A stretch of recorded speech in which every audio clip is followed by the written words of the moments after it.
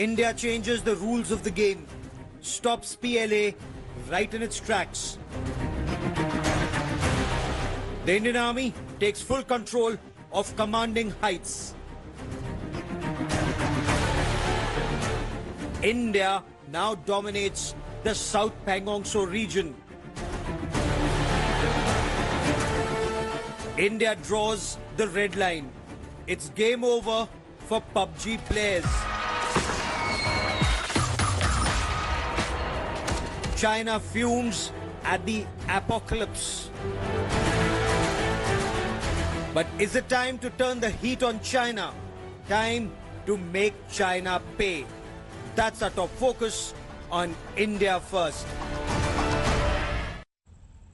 Hello and welcome to an India Today special broadcast that comes to you from the Raisina Hill. I'm Gaurav Sawant. Multiple statements from Prime Minister Narendra Modi, External Affairs Minister Dr. S. Jaishankar, Chief of Defence Staff General Bipin Rawat, and the fact that the Army Chief General Manoj Mukund Naravane is in Ladakh and the Air Chief Marshal Bhadoria is in the northeast. India sending out a very strong message to China after strong action to protect our territory on ground. And during the course of the next half hour, we'll tell you how militarily, diplomatically, economically, India is now speaking in one voice to tell China that rule-based order is must. India Today has the biggest team of reporters and experts on ground to tell us more about this. India Today's Shiv Arur, Geeta Mohan, Rajiv Dubey, Abhishek Bhalla join me on the broadcast. Lieutenant General Gurmeet Singh, former Deputy Chief of the Army Staff, joins us for a military perspective. But before that, multiple levels message going out to China. India is strong, India is resolute, and India has taken a firm resolve. And nowhere else is this more visible than on ground zero in Ladakh. India has not only occupied higher ground south of Pangong Tso, effectively neutralizing China's advantage. India is also plugging gaps. The Indian Army is plugging gaps along the line of actual control in certain other sectors so that in case China tries any misadventure, India is once again in a position to ensure that the Chinese misadventure does not succeed. Abhishek Bhalla brings you this report.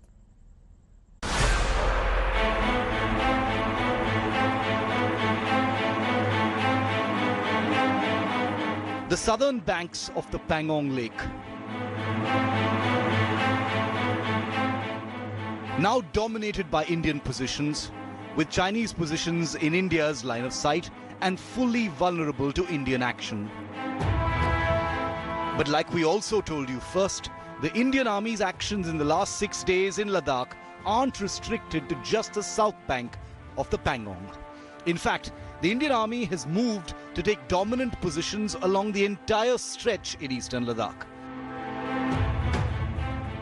Apart from the dominant positions on the Pangong South Bank, the Indian Army has readjusted its positions across the lake on the North Bank's Fingers complex, further north in Hot Springs, and even at the restive Daulat Beg Oldie sector of northern Ladakh that overlooks the Depsang Plains, a sector where China has provoked continuously with a build-up and blockade of Indian patrol teams. Even south of the Pangong South Bank, the Indian Army has strengthened its positions in Chumar all the way south to the Demchok sector. But what do these actions actually mean on the ground? To begin with, the Indian Army positions at these strategic heights means it becomes more difficult for China to mount any more aggressive actions. The Indian posts can track Chinese movements far more easily and in real time, with early warning of Chinese build-up and activities. India's dominant positions also allow better forward planning of India's next steps. The situation in eastern Ladakh remains extremely tense in the backdrop of certain actions taken by the Indian Army to secure territory and provide a tactical ultimatum to the Chinese. While a fragile line of communication still exists between the brigade commanders of the two armies, it's very clear that from here onwards, temperatures are going to rise despite the onset of winter in eastern Ladakh. With the Army Chief taking stock of the actions of his troops, India's men on the ground also know they have the full support and backing of the leadership to do what it takes.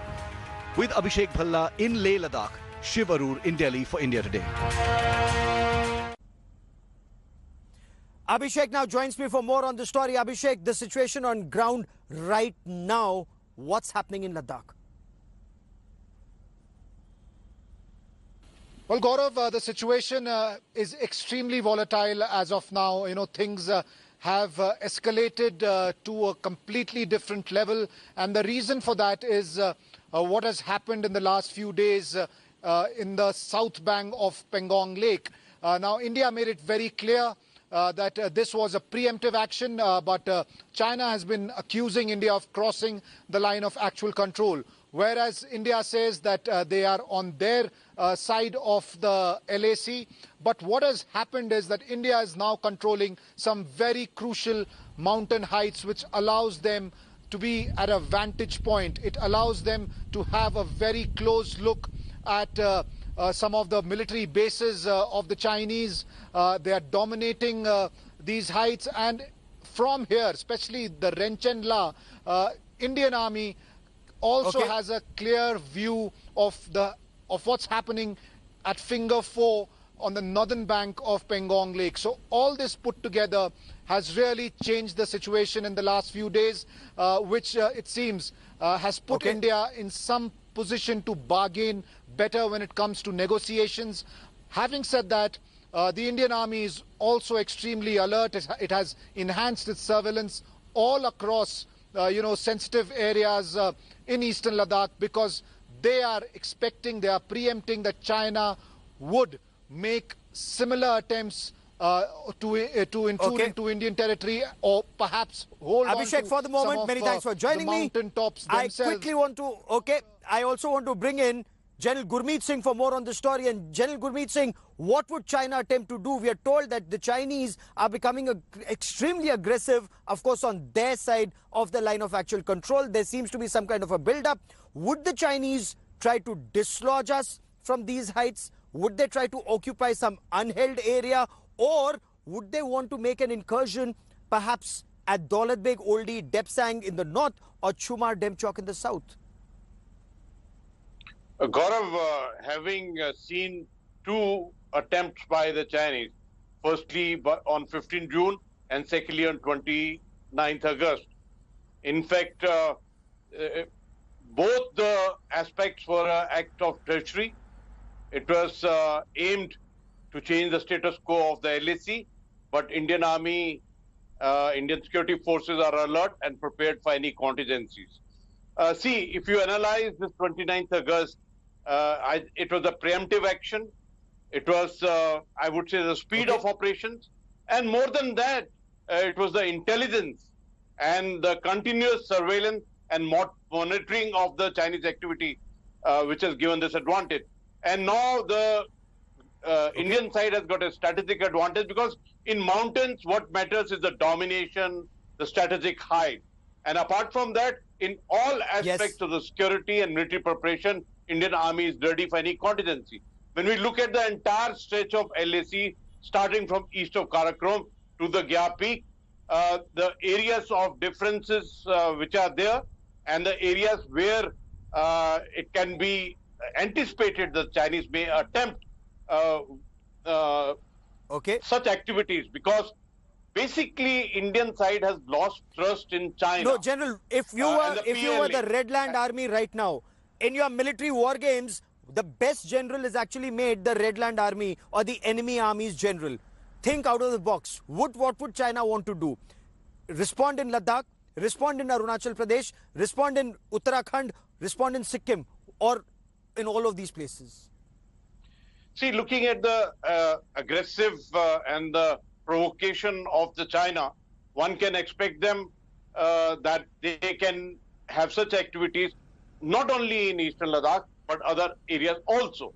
But since the level of activities in eastern Ladakh has been more right from the beginning, and we've been maintaining a constant aspect on the intelligence of this area, so one would probably calculate that the initial escalation of the tension, or the any of the, I would say, the next step may be initiated in the eastern Ladakh. But at the same time, I would like to say that we need to be prepared Fair on enough. all the fronts.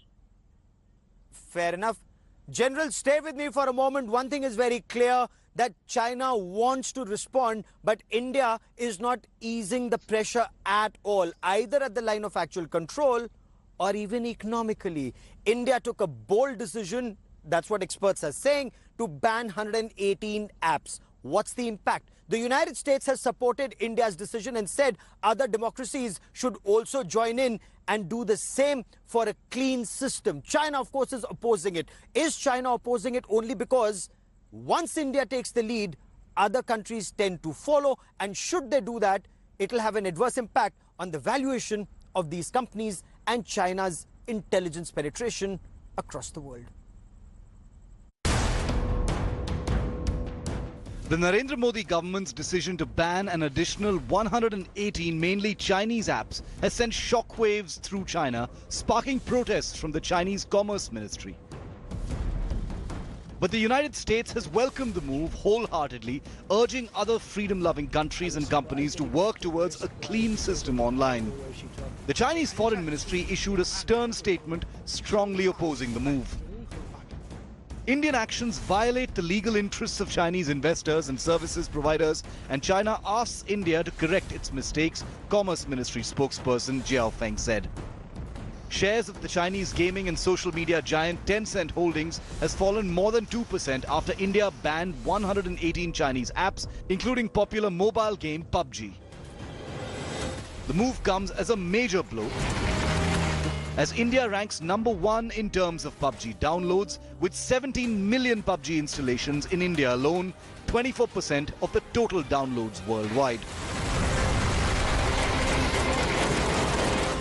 India had in June banned 59 Chinese apps on similar grounds of illegal data mining and for being detrimental to the country's sovereignty and integrity. The market valuation of TikTok fell from $100 billion in May 2020 to about $50 billion, a massive fall of 50% in just 2 months, according to a report by the Observer Research Foundation. The activities that these apps have engaged in are prejudicial to the sovereignty and integrity of India, defense of India, to the security of state and public order. The United States wholeheartedly welcomes India's move, coming out strongly in favor of the Chinese app ban. A US statement quoting Keith Krach, US Undersecretary of State for Economic Growth, said, India has already banned 100+ Chinese apps. We call on freedom-loving nations and companies to join the clean network. Analysts say the decision to ban 118 Chinese apps sends out signals at multiple levels, domestically, to China, and to the world at large. Domestically, it protects Indian users from Chinese data mining and trolling. Internationally, it compels other countries to protect their citizens and take similar action against Chinese apps. To China, it sends out a very strong message. The valuation of Chinese companies go down. TikTok, for example, went down by 50% just in 2 months. And China will be forced to choose transgressions at the line of actual control or peace and prosperity. With cameraman Kripal Singh in Delhi, Gaurav Sawant for India Today. Rajiv Dubey, as Managing Editor, Business Today, joins us on the broadcast. And Rajiv, the steps that Government of India has taken so far since June, the banning of all these 200+ apps, what impact has it had on Chinese business and the valuation of these companies? What do you make of China's protests? So Gaurav, if you look at it, just these apps, for instance, have only about 224 of these apps have only about $200 million of business. So it doesn't make a big impact as far as the revenue of these apps is concerned, or these companies is concerned. Where it really hurts China is because it completely eliminates the future earning potential of these apps. Because remember, like I said, these apps were big on download, big on usage, but very low on revenues. And they had only just now, in less than about a year, they have started, creating their revenue models within the country. So where it hurts, as far as Government of India's strike is concerned, is eliminating any possibility of Chinese dominating India's digital ecosystem or digital infrastructure or digital apps ecosystem in the country, and as a result eliminating any possibility of them earning billions and billions of dollars out of the Indian economy, and yet as they continue to threaten us or transgress our territory at the border areas. General, the multiple steps that Government of India has taken in terms of action on ground in Ladakh, the fact that we have our P-8Is in the skies, you have your other electronic intelligence aircraft in the skies, you have your Indian Navy ships exercising with the Russian Navy, as the Raksha Mantri just said, in Russia, in Malacca Straits. What is India's big message to China? Is China getting it enough to deter China, or will we have to scale it up in the weeks and months to come? In fact, I would say one thing is good, that there's a oneness in all the decisions which have been taken, irrespective whether it's the military domain, diplomacy, economy. That is one thing good.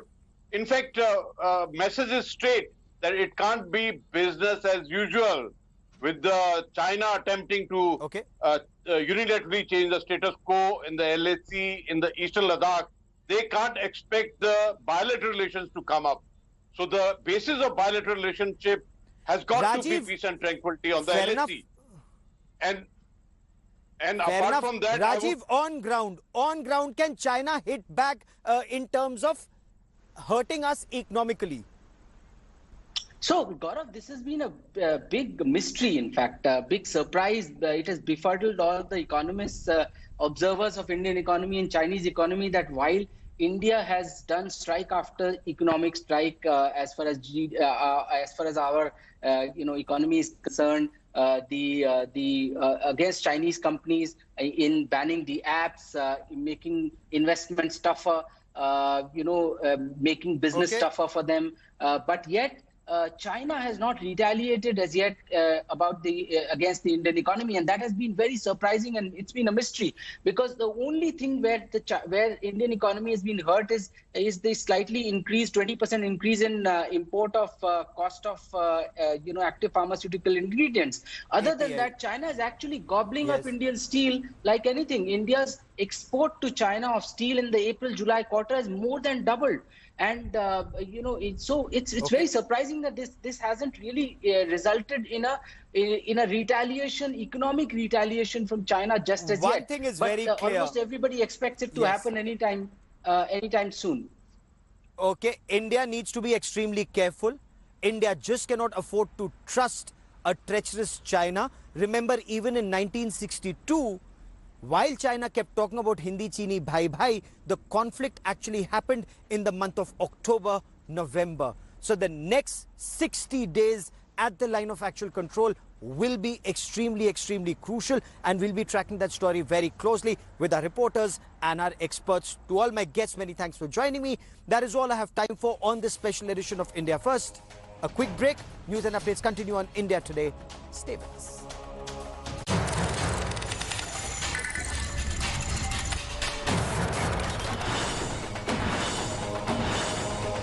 Hello everyone, this is Rahul Kamal here. Hope you enjoyed this video. For the latest news and analysis, like and subscribe the India Today YouTube channel, and don't forget to press the bell icon to stay updated.